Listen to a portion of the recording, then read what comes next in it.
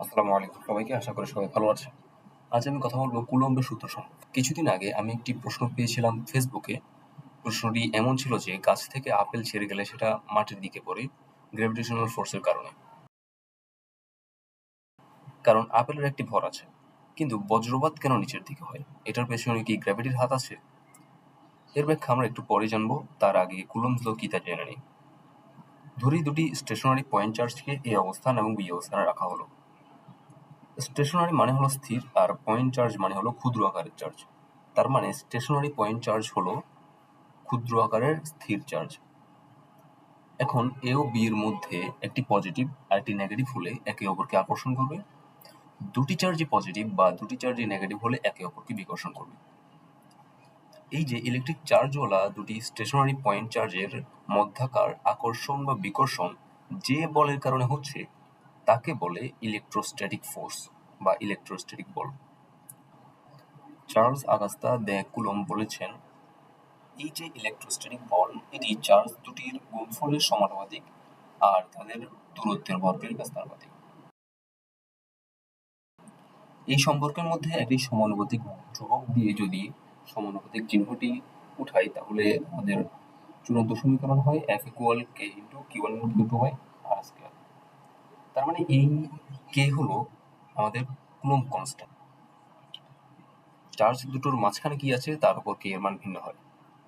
যেমন চার্জ দুটোর মাঝখানে কিছুই না থাকলে শূন্যস্থান হলে K equal 1/4 pi epsilon naught, যার মান 9 × 10⁹ newton metre square coulomb inverse 2 এর কাছাকাছি। এখানে এপসাইলন নট হলো শূন্যস্থানে ভেদনযোগ্যতা। কিন্তু চার্জ দুটোর মাঝখানে যদি অন্য কিছু থাকে, যেমন কাগজ, বাতাস, পানি বা অন্য কিছু যাই হোক, তখন K এর মান বের করতে হলে সেই পদার্থের ভেদনযোগ্যতাও হিসেবে নিতে হবে। এবার আসি আমাদের বজ্রপাতের ঘটনায়, যে বজ্রপাত কেন নিচের দিকে হয়। যখন একটি মেঘের নিচের দিকে নেগেটিভ চার্জ জমে, সেখানকার মাটির উপরের স্তর থেকে নেগেটিভ চার্জগুলো নেগেটিভ বিকর্ষণের কারণে দূরে সরে যায়, ফলে সেখানকার মাটি হয়ে যায় পজিটিভ। এখন এই পজিটিভ নেগেটিভ একে অপরকে আকর্ষণ করবে। একটু আগেই আমরা দেখেছি যে F equal K into Q1 Q2 by R square. এই ক্ষেত্রে Q1 Q2 হলো আমাদের মেঘ ও গ্রাউন্ডের চার্জের পরিমাণ। যখন এই চার্জ বৃদ্ধি পাবে আমাদের সূত্র মতে বল বৃদ্ধি পাবে। এই আকর্ষণ বল যখন অনেক বেশি হয়ে যায় তখন এই নেগেটিভ চার্জ মাটিতে নেমে আসে। বাতাসের মধ্য দিয়ে খুব দ্রুত নামার সময় তাপমাত্রা প্রচুর পরিমাণে বৃদ্ধি পায়, ফলে ওই স্থানের বাতাস জ্বলে ওঠে এবং আমরা একটি আলোর দাগ দেখতে পাই। এই হলো বজ্রপাত।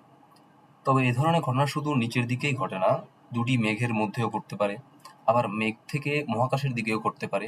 একে ব্লু জেট বলা হয়। ব্লু জেট লিখে সার্চ দিলে পেয়ে যাবেন, তবে এটা বিরল ঘটনা। আজ এ পর্যন্তই। কারো কোনো প্রশ্ন থাকলে কমেন্টে করতে পারেন। আল্লাহ হাফিজ।